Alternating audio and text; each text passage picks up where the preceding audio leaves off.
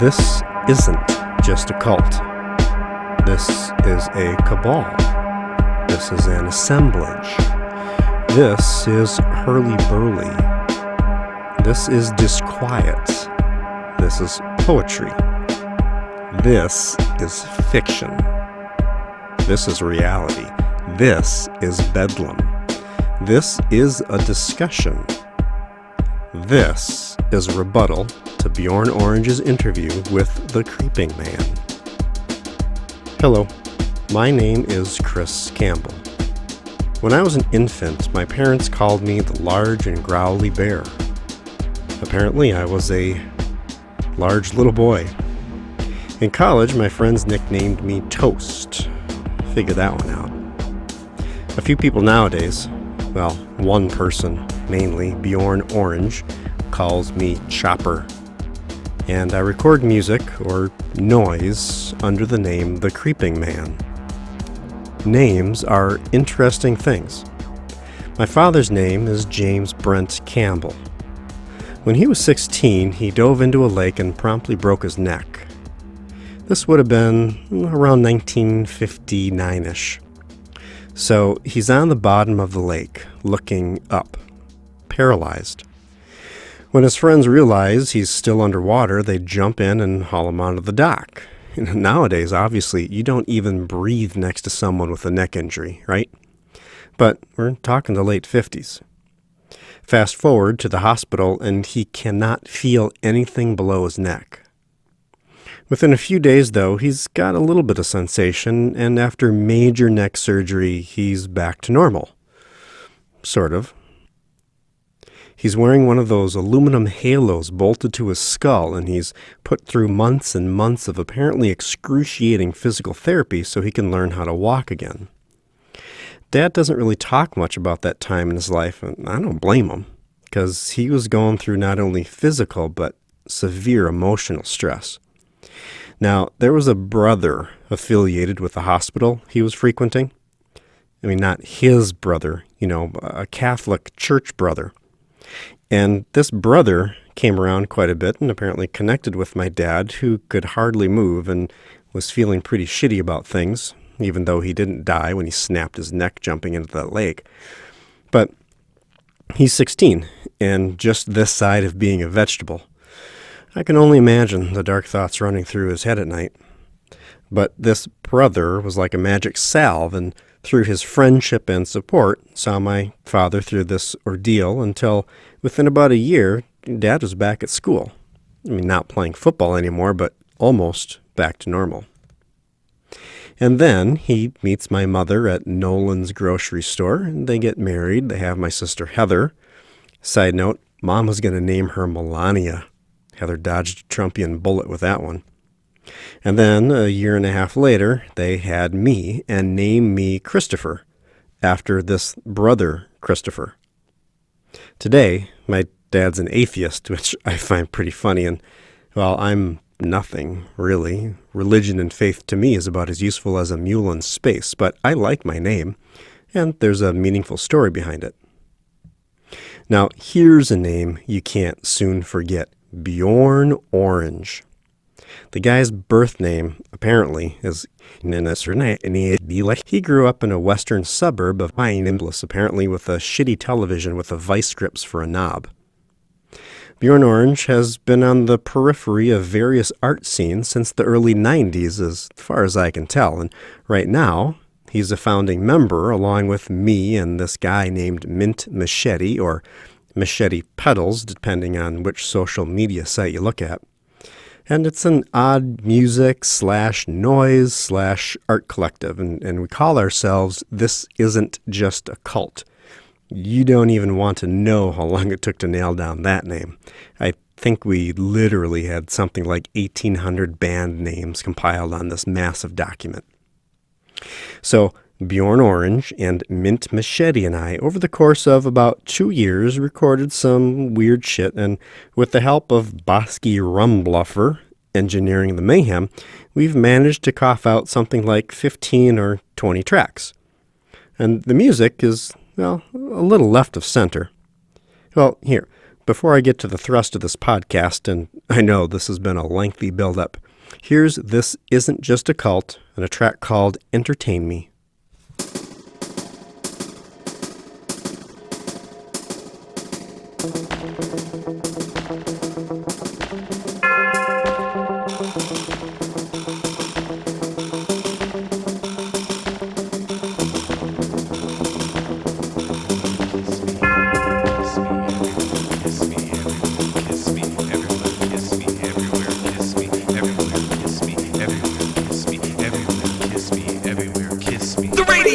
I was driving down your block. I was eating firecrackers. I was driving in the dark. Music, explosion, speakers to blare. Got a vision from the mission bells and started to stare.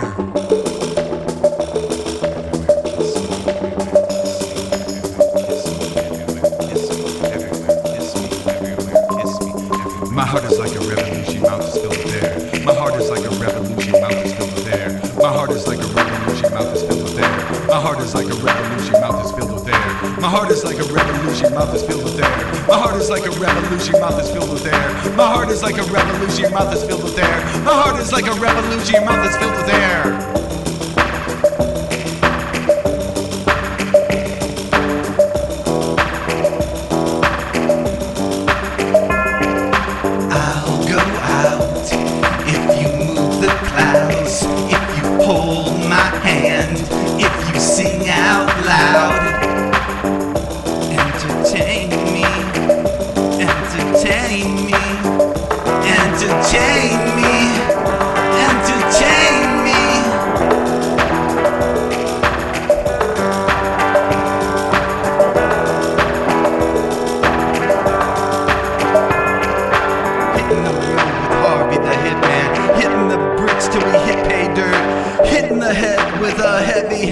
When Harvey the Hitman hit the roof.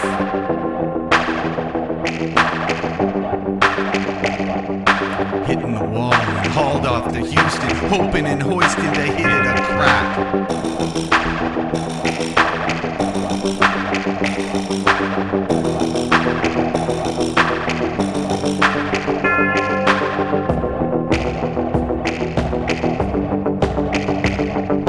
I'll go out if you move the clouds, if you hold my hand, if you sing out loud. Entertain me, entertain me, entertain me, entertain me.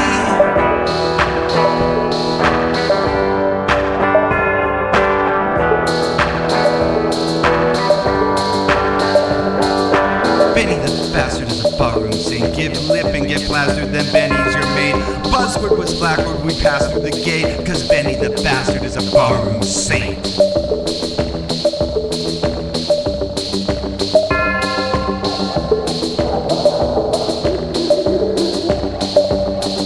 My heart is like a revolution, mouth is filled with air. My heart is like a revolution, mouth is filled with air. My heart is like a revolution, mouth is filled with air. My heart is like a revolution, mouth is filled with air. My heart is like a revolution, mouth is filled with air. My heart is like a revolution, mouth is filled with air. My heart is like a revolution, mouth is filled with air. My heart is like a revolution, mouth is filled with air.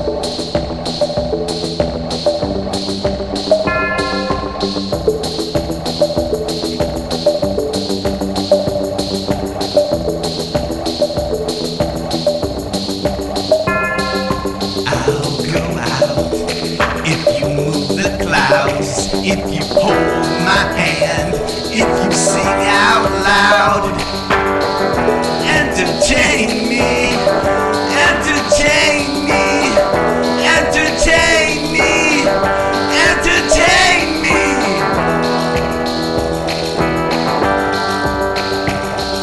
My heart is like a revolution, mouth is filled with air. My heart is like a revolution, mouth is filled with air. My heart is like a revolution, mouth is filled with air. My heart is like a revolution, mouth is filled with air. My heart is like a revolution, mouth is filled with air. My heart is like a revolution, mouth is filled with air. My heart is like a revolution. Your heart is filled with air. Air. It's like a revolution. Your mouth is filled with air. My heart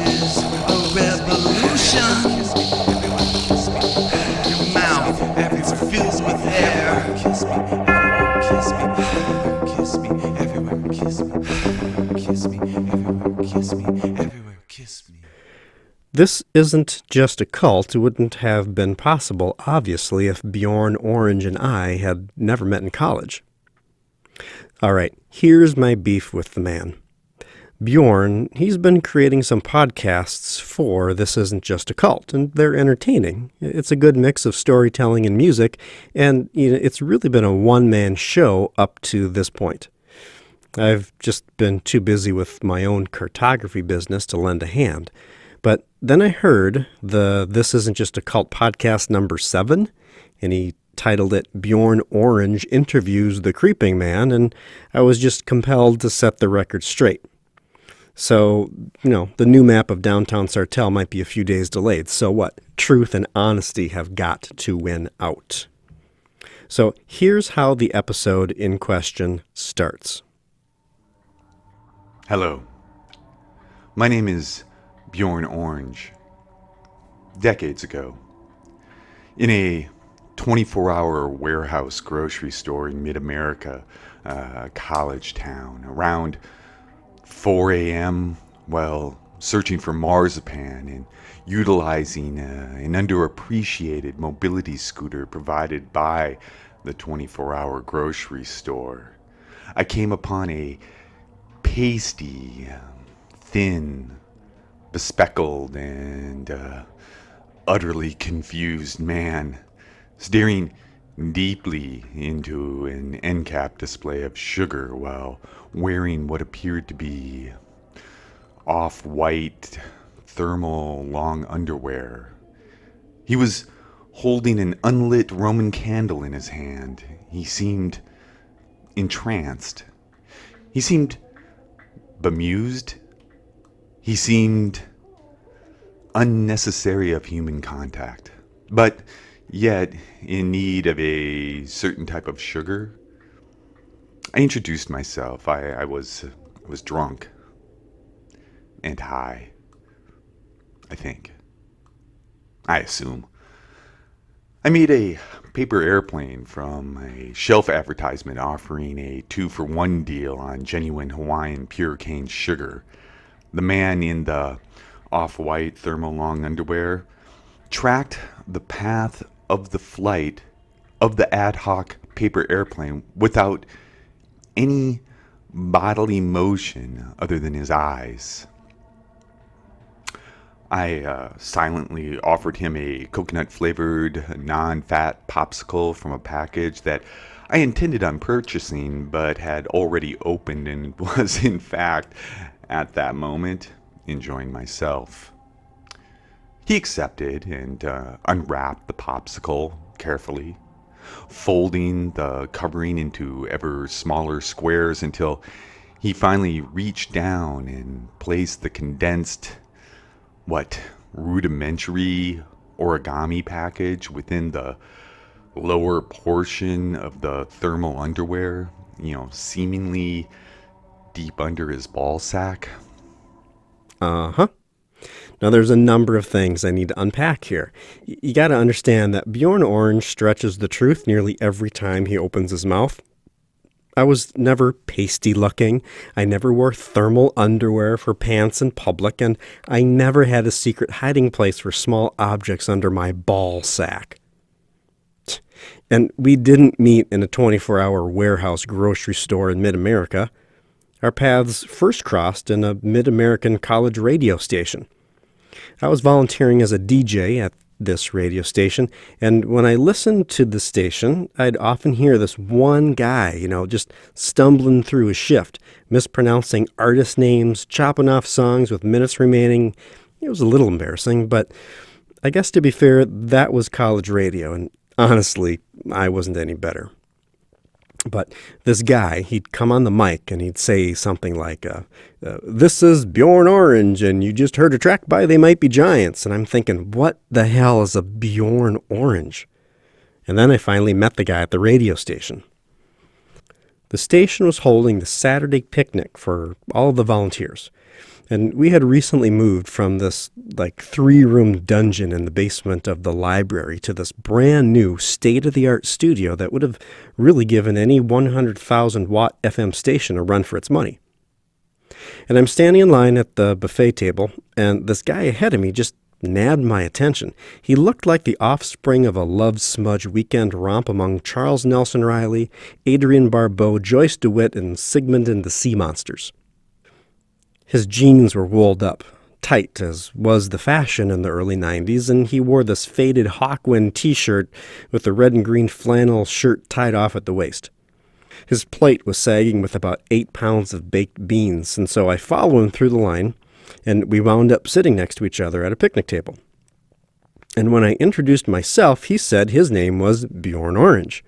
And we shook hands, and then he immediately jerked his arm back and he started sniffing his hand. His eyes bugged out, and he kind of turned his body to shield what he was about to do, but I clearly saw him licking his fingers. So, that was the thing that happened. Now, years later, after graduating from college, I ran into him at Cheapo Records on Snelling Avenue in St. Paul. He had this distant, unfocused glaze in his eyes, and he was muttering to himself, something about Jan Michael Vincent. To be polite, I said hi, and it took him a few moments to place me, but then he became really quite nice and endearing, and he offered to bring me back to his apartment to make me a grilled cheese sandwich in the microwave and listen to the Bulgarian women's choir. And it was there, among his prized collection of lint and x-rays of his teeth, that the first inklings of squid was spawned. I have no recollection of how we came up with the name of our band. Squid managed to put out 2 full-length CDs and an EP. Now that was 20 years ago.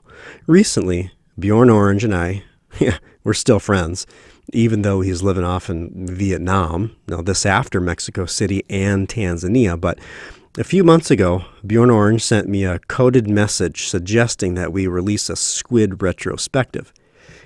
Gather up Squid's greatest hits in one massive K-Tel-like release.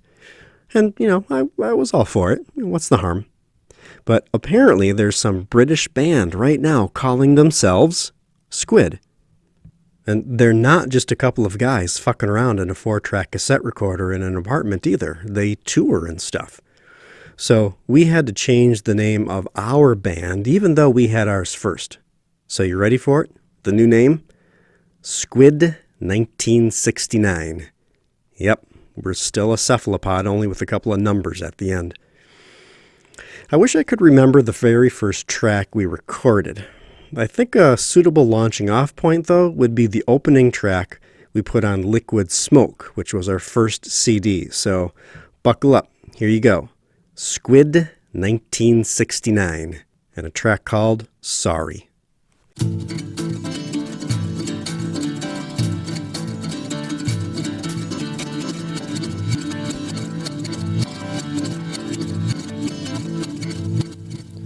I am so sorry. No, excuse me. I'm really sorry. It's my fault. Seriously. No, really, it's my fault. I wasn't thinking. I'm really sorry. Yeah, you're right. Nice. What was I thinking? You're stunning. You're hot. I'm an idiot. Yes, honey. Black is definitely your color. I'm really, truly sorry. Well, look, we don't have to go out. We could rent a movie, We could stay here, we could stay at home, we could snuggle. What's that movie you wanted to see? Just don't take off that dress. You look great. You look you look amazing. You're fantastic. You're unbelievable. You look so nice.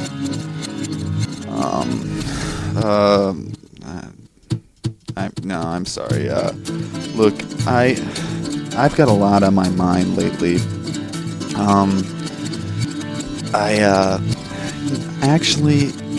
I've got nothing on my mind. fuck it. It's not that I don't care. It's just that I don't care. Look, I'm leaving. No big deal. I'm gonna get in my truck and I'm gonna leave. And have you seen my keys? They were look. I'm gonna go out that door. I'm going to pick up a stray dog. A dog who likes me. A dog that likes what I like to do. A dog that doesn't bark. No, on second thought, I'm going to get a plant. I'm going to get a strong, independent, quiet, very quiet, self-sufficient plant. Probably a cactus. And we're going to drive across the country. And we're not stopping at any craft stores or waterfalls or quaint little knick-knack places. We're gonna go to bars and hot rod conventions, and every morning I'm gonna wake up from 10 hours of sleep in my Winnebago, and the first thing I see is gonna be that cactus. And you know what? I'm gonna name that cactus Nice. Keep in mind, we recorded that track before computer recording rendered 4-track cassette decks obsolete. And it just goes to show what two idiots can do when they put their collective brains to it. I suppose now would be a decent time to talk about Bosky. Bosky Rum Bluffer. I know, more with the nicknames. I ain't making this shit up. So I know Bosky through Björ6n Oranj. When Björ6n Oranj and I had recorded a few squid tracks and the momentum was building, we decided to keep recording until we had enough for a full-length CD. But we were desperate for some technical assistance. All of our stuff recorded up to that point was totally raw. We didn't EQ anything, there was no compression or limiting going on. We weren't even smart enough to use a pop filter on the junky microphone we were using. This was the definition of lo-fi. More like no-fi. We were recording without any fi. On one hand, it actually kind of worked. But on the other hand, the sound sucked. We needed a Svengali. Well, without the sinister intent. Okay, more haziness here. I don't know how Björ6n Oranj met Bosky. It could have been like through a Robert Johnson, I'll sell my soul to the devil type of vow. Or he could have met him in a rumba class. He could have, I don't know, whatever. But I do remember Björn taking me to this weird basement apartment in Minneapolis, like 350 total square feet, where I was introduced to this guy named Bosky. He had this recording studio in that apartment, sandwiched between a bed and some crates that did double duty as a wardrobe and a CD rack. Because this guy was a musician, like a real musician.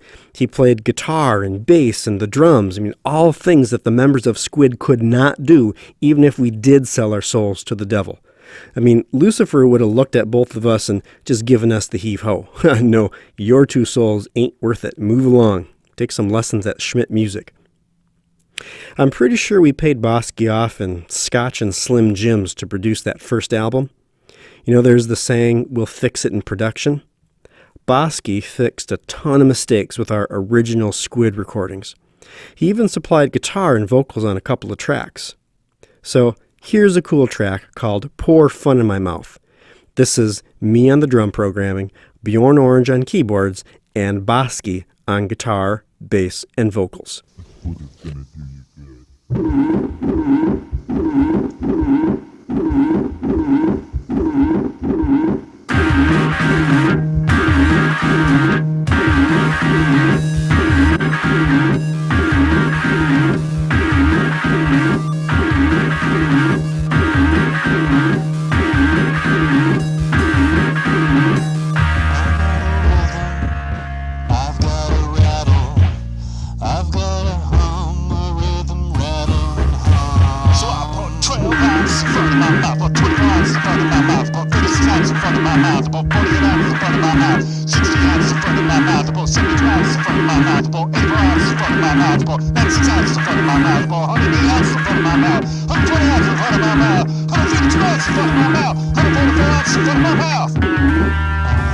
you in and I can't let it out. I won't let you in and I can't let it out. So I bought 12 ounces from my mouth, for 30 ounces from my mouth, for 36 ounces from my mouth, for 40 ounces from my mouth, for 60 ounces from my mouth, for 72 ounces from my mouth, 84 ounces from my mouth, for 96 ounces from my mouth, for 100 ounces from my mouth, 20 ounces from my mouth, 152 ounces from my mouth, 44 ounces from my mouth. Mind is in doubt, pressure is building and my soul is in doubt. So I bought 12 ounces from my mouth, for 24 ounces from my mouth, for 40 ounces from my mouth, for 60 ounces from my mouth, for 70 ounces from my mouth, for 84 ounces from my mouth, for 144 ounces from my mouth, 120 ounces from my mouth, for 52 ounces from my mouth, for 108 ounces from my mouth, 196 ounces in front of my mouth.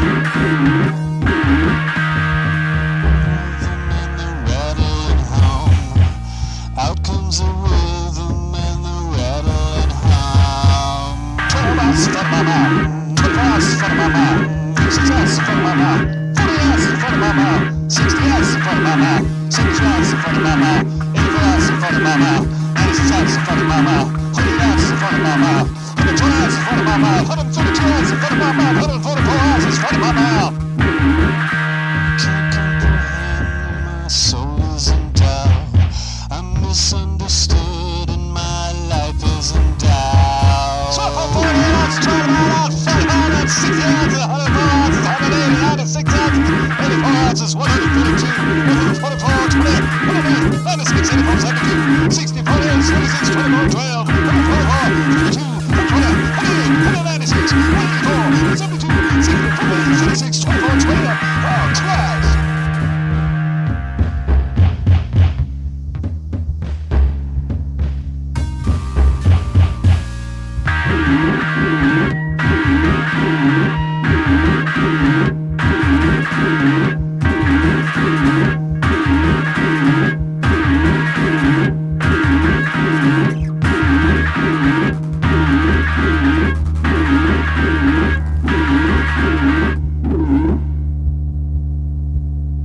After 2 full albums and an EP, Squid, we eventually broke up.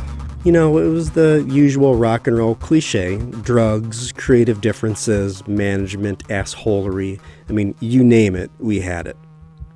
But that was okay, because Björ6n Oranj and Bosky Rumbluffer, with a couple of other musicians, they formed a band called the Halcyon Brothers. And between 2001 and 2011, they released 4 absolutely fantastic albums. And I mean, if Squid was your crazy uncle with the lazy eye, the Halcyon Brothers were the fucking king of England. I'm serious. And that's got to be rife for yet another podcast. And I'm not even going to get into Squinting Matador. I mean, that's a Björ6n Oranj side project. But I like to think that the Halcyon Brothers, and most recently This Isn't Just a Cult, would have been possible if it weren't for the two of us just messing around 20 years ago, recording as Squid, or Squid 1969. So I'll calm down on Björn's last podcast where he fictionalized the account of us meeting and said some kind of mean things about me in his fabricated Creeping Man interview. I mean, I had nothing to do with that. So be on the lookout for a retrospective Squid 1969 release, as well as some new music from the Halcyon Brothers and This Isn't Just a Cult. We've got multiple pots brewing on the stove. Dinner will be served shortly.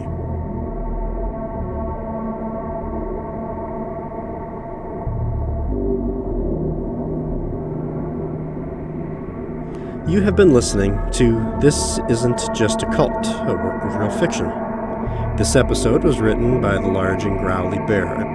The Creeping Man. Check out the website for a link. Featured music in this episode included, in order of appearance, Bones and Brine by the Creeping Man, Entertain Me by This Isn't Just a Cult, Sorry by Squid 1969, Pour Fun in My Mouth by Squid 1969, and The Complete Handbook of Oppositional Defiant Disorder by The Creeping Man. All of these tracks are available on Bandcamp. You can check out our show links for more information. Music from the This Isn't Just a Cult constellation of artists can be found at Bandcamp, Spotify, Deezer, iTunes, SoundCloud, Google Play, and just about any other place you get your listening pleasure. This Isn't Just a Cult is a production of Higgins Turner Higgins, LLC. Subscribing and reviews are greatly appreciated. You can support this podcast at thisisn'tjustacult.com under the podcast tab. If you've been listening to this odd little podcast and have a thought or two, we'd love to hear from you. Send us an email through our website or at thisisn'tjustacult@gmail.com. Thank you for listening.